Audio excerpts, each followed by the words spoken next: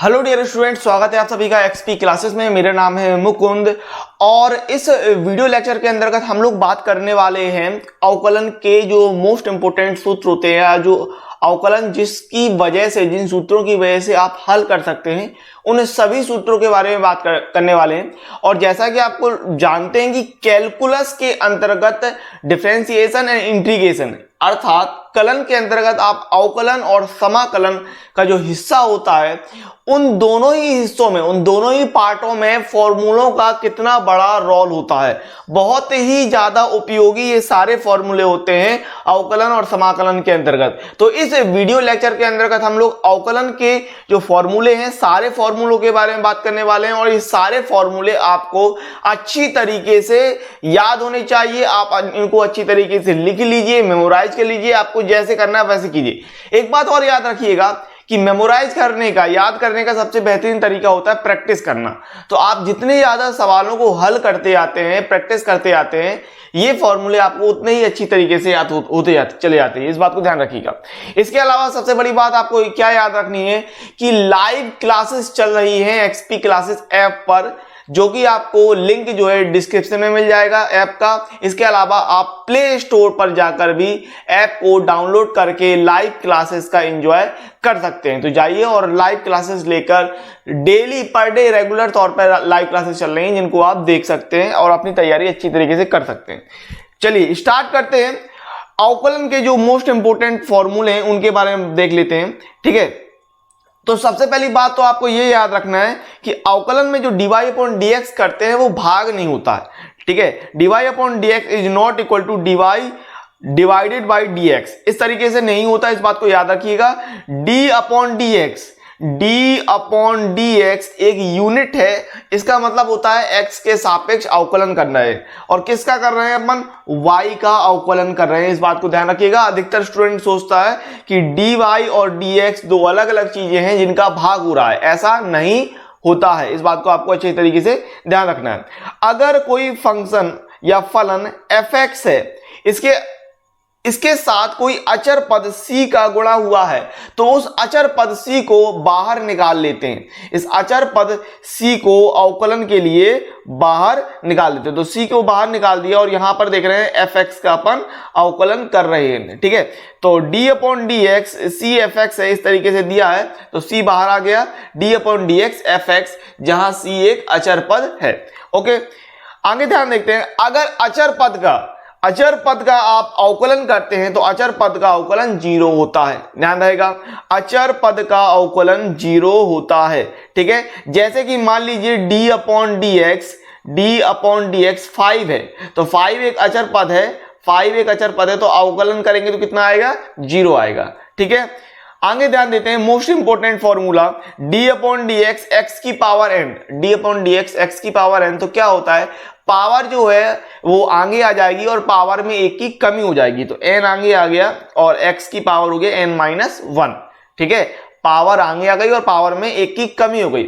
इसी आधार पर मैंने कुछ चीजें लिखी हैं जो आपको अच्छी तरीके से ध्यान रखना है। जैसे कि d अपॉन dx अगर x का कर रहे तो 1 मिलेगा आपको। अगर x स्क्वायर का अवकलन कर रहे हो x के सापेक्ष तो 2x आ जाएगा, है ना।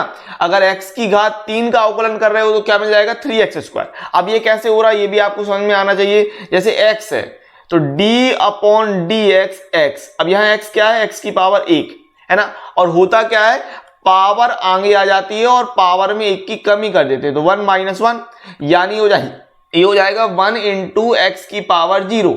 और x किसी की भी पावर 0 होता है, उसकी वैल्यू होती है 1, तो हो जाएगा 1 इंटू 1, यानी वैल्यू कितनी आनी है? 1। यानी अगर x का अवकलन कर रहे हो तो क्या मिल जाएगा अपन को? 1 मिल जाएगा। ठीक है, जैसे यहां पर मैंने बताया है आपको। अगर x स्क्वायर है तो x स्क्वायर के लिए क्या होगा?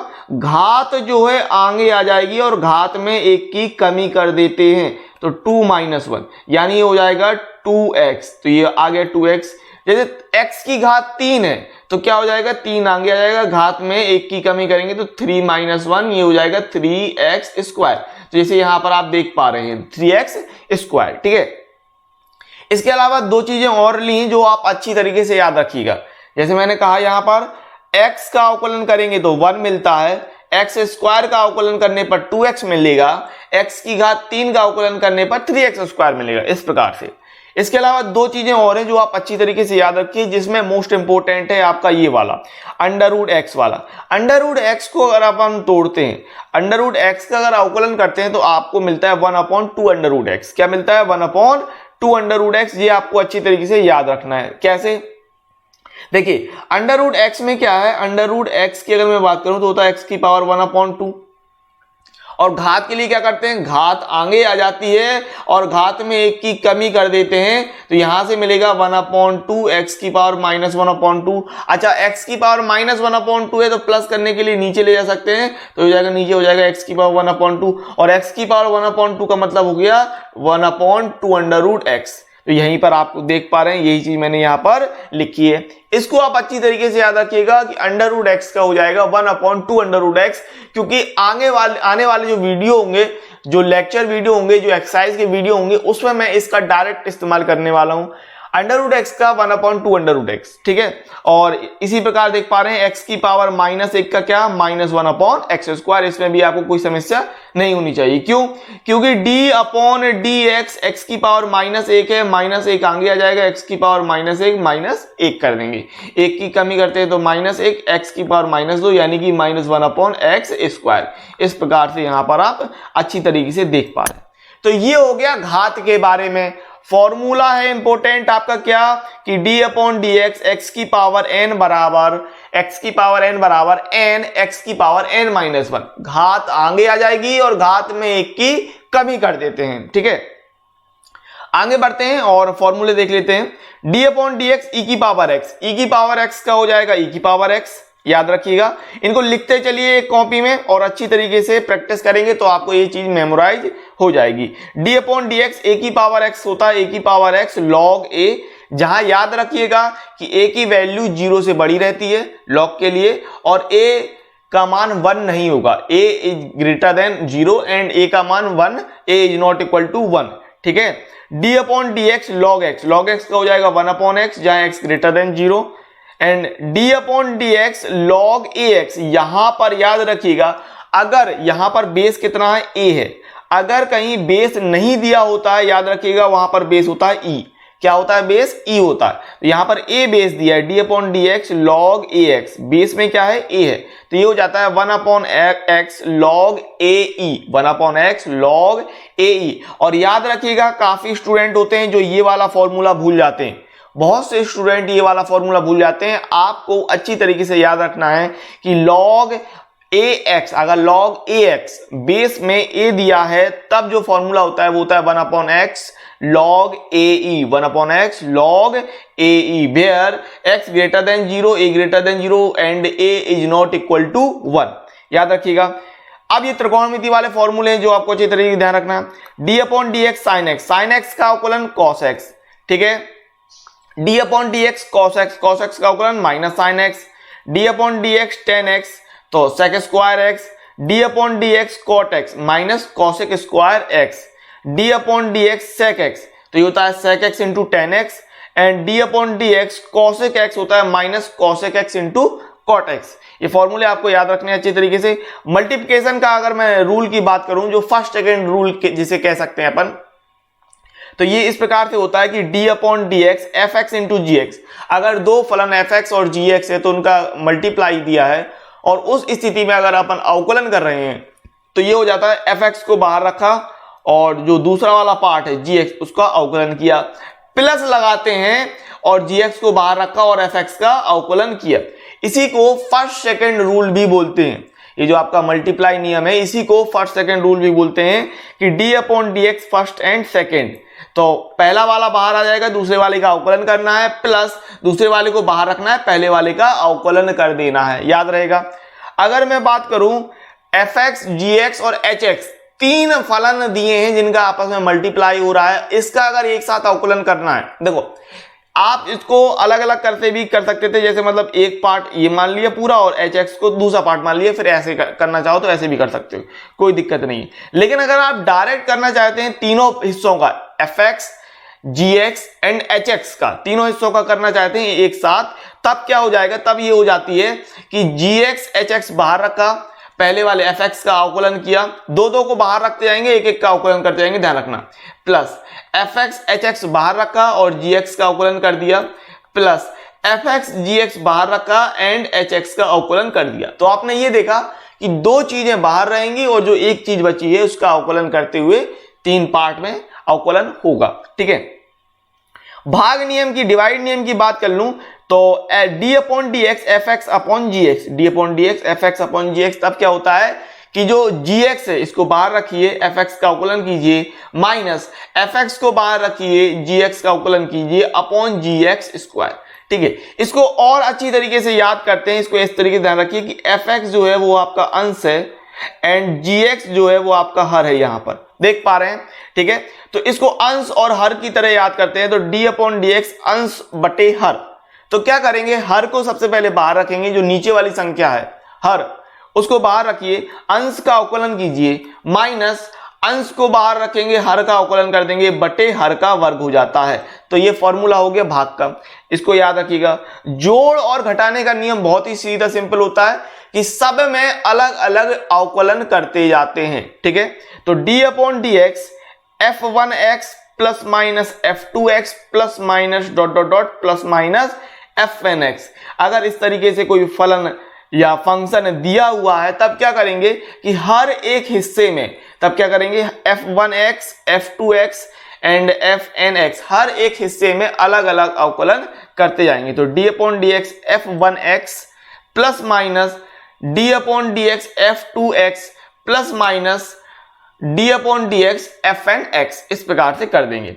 प्रतिलोम त्रिकोणमिति सूत्र वेरी वेरी इंपॉर्टेंट और काफी स्टूडेंट इनको याद नहीं रख पाता है। मैं आपसे कह दूं कि इनकी भी बहुत ही ज्यादा इस्तेमाल होता है, तो अच्छी तरीके से याद रखिएगा। याद करने का तरीका है प्रैक्टिस एंड प्रैक्टिस बस। ठीक है, वीडियो आपको अच्छा लगता जाता है तो वीडियो को लाइक कर दीजिए और चैनल को सब्सक्राइब कर लीजिए फटाफट। ठीक है, तो d upon D x sine inverse x, d upon D x sine inverse x का होता है 1 upon under root 1 minus x square. d upon D x cos inverse x का हो जाएगा माइनस में, minus 1 upon under root 1 minus x square. ठीक है, sine inverse x का 1 upon under root 1 minus x square, cos inverse x का minus 1 upon under root 1 minus x square. Very simple. ठीक है, बहुत ही सिंपल है, कोई ज्यादा कठिन है नहीं है, आपको अच्छी तरीके से याद हो जाएगा। 1 upon under root 1 minus x square sine inverse के लिए, कॉस के लिए माइनस लगा देंगे। टेन इनवर्स एक्स की बात कर लूं तो 1 upon 1 plus x square and cot inverse के लिए माइनस आ जाएगा minus 1 upon 1 plus x square. Sec inverse x की बात कर लूं तो 1 upon x under root x square minus 1 and cosec inverse के लिए माइनस लगा देंगे, तो minus 1 upon under root minus 1 upon x under root x square minus 1। ठीक है, सेक इनवर्स एक्स की मैं बात करता हूं। सेक इनवर्स एक्स के लिए क्या होता है 1 upon x under root of x square minus 1 and cosec inverse x के लिए हो जाएगा minus 1 upon x under root x square minus 1। ठीक है, तो ये सारे मोस्ट इंपोर्टेंट फॉर्मूले हैं जो आपको अच्छी तरीके से याद होनी चाहिए। इसके अलावा एक्सरसाइज के बीच में कुछ लॉग के लिए जब सवाल लगाते हो तब वहां पर लॉग के फॉर्मूलों का इस्तेमाल करना पड़ता है, जिनको आपको याद रखना है। तो यहां पर एक्स्ट्रा के तौर पर आप याद रखिए लघुगणक के फॉर्मूले कि log a into b, log a into b, अगर इंटू में है तो प्लस हो जाएगा log a plus log b, ध्यान रखिएगा। log a अपॉन b अगर बटे में है तो माइनस में कर लेंगे log a minus log b, और इस प्रकार से दिया है कि log a की पावर b, तो जो घात है वो आगे आ जाएगी b log a। अब यहां पर गौर करने वाली बात ये सबसे ज्यादा इंपॉर्टेंट चीज क्या है कि ये जो है ये इस प्रकार से है कि log a की पावर b, तो a की घात b है, समझिएगा a की घात b है, तो इसको अपन आगे ले लेंगे b log a। यहां पर इस तरीके से नहीं है कि log a की पावर होल b। ठीक है, तो ये चीज गलत हो जाएगी। अगर आप होल b है, पूरे में पावर b है, तो this is not equal to b log a।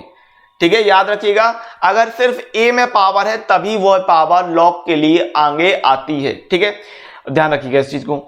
अब कुछ महत्वपूर्ण प्रतिस्थापन, रिप्लेसमेंट के सवाल बहुत ही ज्यादा ट्रिकी हो जाते हैं अगर प्रैक्टिस नहीं करते हैं।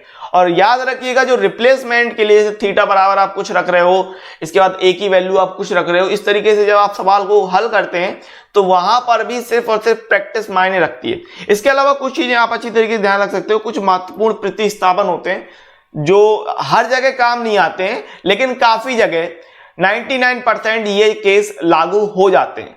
ठीक है, तो कुछ महत्वपूर्ण प्रतिस्थापन की बात कर लूं, सम इंपोर्टेंट सब्स्टिट्यूशन रहते हैं। ठीक है, तो जैसे कि अगर फंक्शन के अंदर ए स्क्वायर प्लस एक्स स्क्वायर है, ठीक है, तो उसमें अपन x बराबर a tan a या x बराबर a cot a मान सकते हैं सवाल के अनुसार।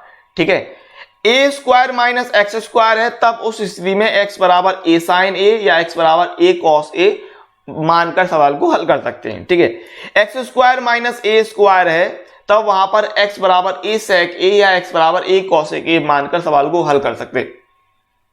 इन सभी को याद करने का कोई तरीका नहीं है। एक बात याद रखिएगा, रिप्लेसमेंट या प्रतिस्थापन के जो सवाल आपको आते हैं एक्सरसाइज के अंतर्गत, उसमें सबसे मोस्ट इंपोर्टेंट चीज ये होती है, वो होती है प्रैक्टिस। सवाल आप जितने ज्यादा हल करेंगे उतने ज्यादा आपको पता चल जाएगा कि किस सवाल में किस चीज को किस हिसाब से प्रतिस्थापन करना है। और याद रखिएगा, प्रतिस्थापन रिप्लेसमेंट करने से अगर सवाल करते हैं तो बहुत ही ज्यादा सिंपल सवाल हो जाता है। ठीक है, अगर फंक्शन के अंदर कुछ इस तरीके से दिया है कि under root a minus x upon a plus x या under root of a plus x upon a minus x, तब हम एक्स बराबर ए कॉस 2a रख सकते हैं। और अगर इस तरीके से दिया है कि A square minus x square upon A square plus x square under root के अंदर, या फिर आप कह रहे हैं कि under root A square plus x square upon A square minus x square, तो वहां पर एक्स स्क्वायर बराबर हम ए स्क्वायर कॉस 2a रख सकते हैं। तो कुछ ये रिप्लेसमेंट के लिए फंक्शन जो मैंने ले लिए थे और मैंने इसमें आपको बता दिया सारी चीजें। तो ये अवकलन के ये सारे फॉर्मूले हो गए। इसके अलावा मैंने बोनस के तौर पे यहाँ पर सांतता, कंटिन्यूटी एंड अवकलनीयता, डिफरेंटिबिलिटी के भी सारा कॉन्सेप्ट क्लियर कराने की कोशिश की है। मैं आगे इसमें सारी चीजें बताने वाला हूं। वीडियो को अंत तक देखिएगा। वीडियो अगर आपको अच्छा लगता है तो वीडियो को शेयर जरूर कीजिएगा। अभी भी आपने एप्लीकेशन को डाउनलोड नहीं किया तो लिंक डिस्क्रिप्शन में मिल जाएगा। सर्च कर लीजिए प्ले स्टोर में एक्सपी क्लासेस, जहां से आप लाइव क्लासेस का एंजॉय कर सकते हैं। आगे मैंने कंटिन्यूटी और डिफरेंटिबिलिटी का कॉन्सेप्ट भी उठाया है ताकि एक ही वीडियो में आपका ये सारी चीजें निपट जाएं। ठीक है, कंटिन्यूटी का टॉपिक बहुत ही सिंपल रहता है। अगर आप बहुत ही अच्छी तरीके से इसको समझते हुए चलते हैं तो कोई दिक्कत नहीं आती। कंटिन्यूटी में होता क्या देख लीजिए। सांतत्य की बात कर लेता हूं। ठीक है, तो पहला है कि किसी बिंदु पर फलन की सांतत्य यानी continuity of a function at a point. तो फॉर्मूला इस प्रकार से होता है कि किसी फलन fx को अपने प्रांत के किसी बिंदु x बराबर a पर संतत होने के लिए, तो दो फॉर्मूले यहां से निकल के आते हैं। Limit x tends to a fx बराबर fa।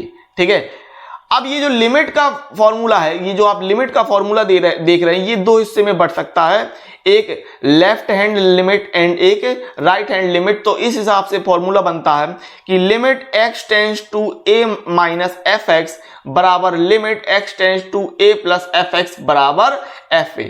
तो ये फॉर्मूला होता है कंटिन्यूटी के लिए। क्या किसके लिए? कंटिन्यूटी के लिए, सांतत्य के लिए, जिसको आपको ध्यान रखना है।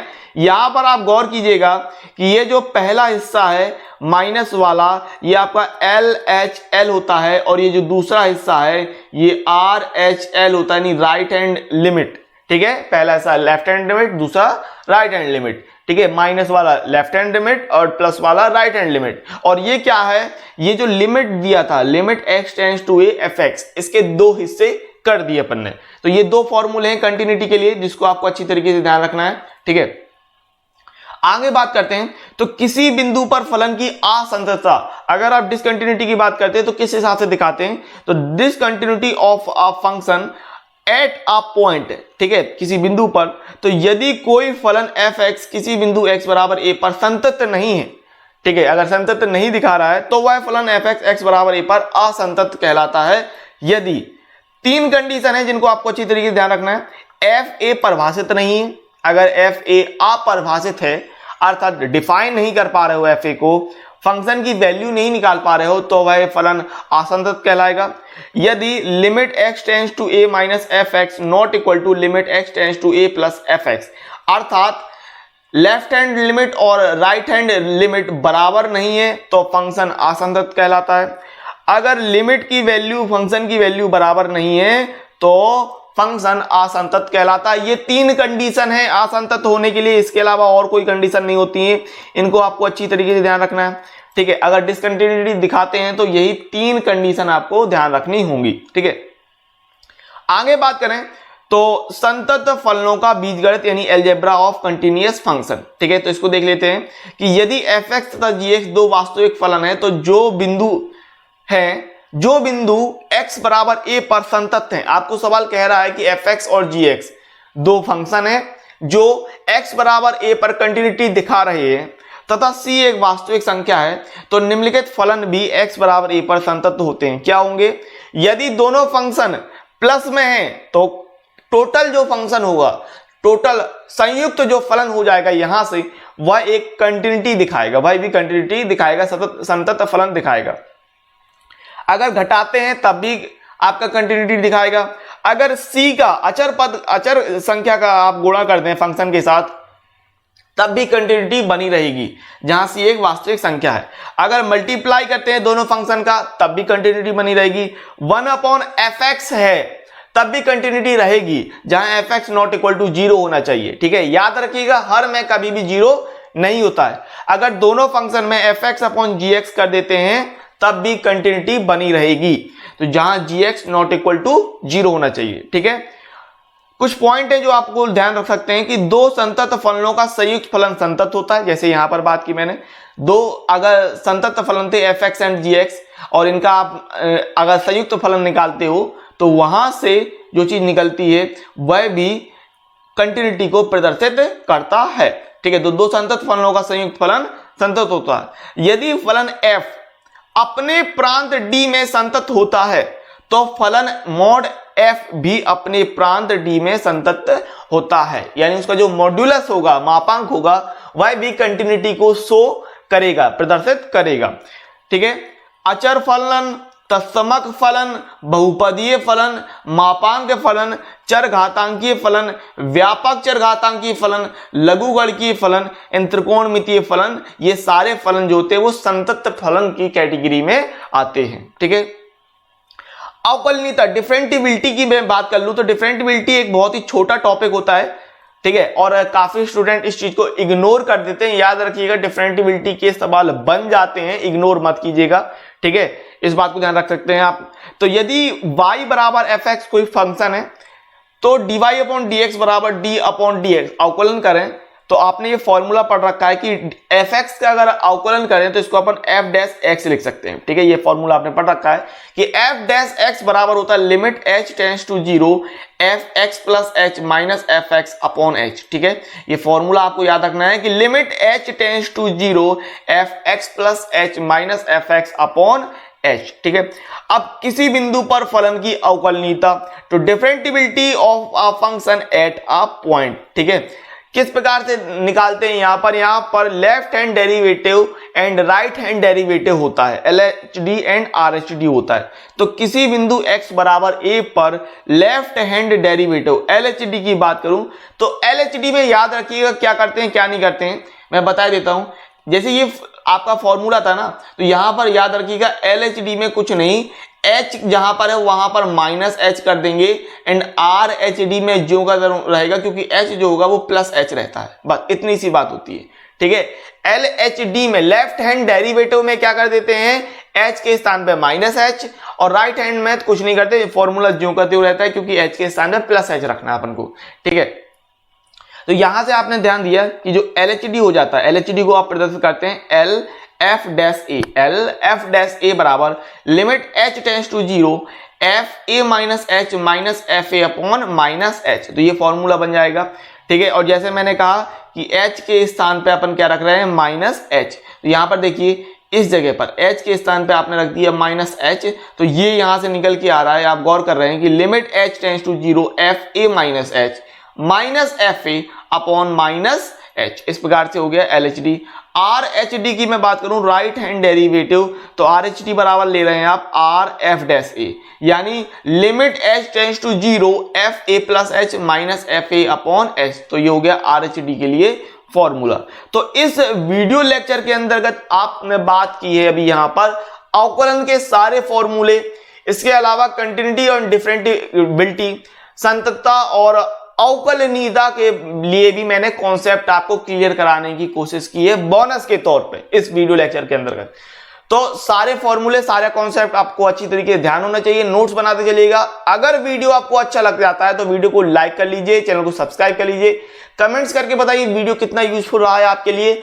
इसके अलावा अभी भी आपने अगर हमारे एप्लीकेशन को डाउनलोड नहीं किया है तो लिंक डिस्क्रिप्शन में मिल जाएगी, या फिर प्ले स्टोर में सर्च कीजिए एक्सपी क्लासेस, जहां से आप लाइव क्लासेस का एंजॉय कर सकते हैं। मिलते हैं अगली वीडियो में, तब तक के लिए नमस्कार, जय हिंद, जय भारत, वंदे मातरम।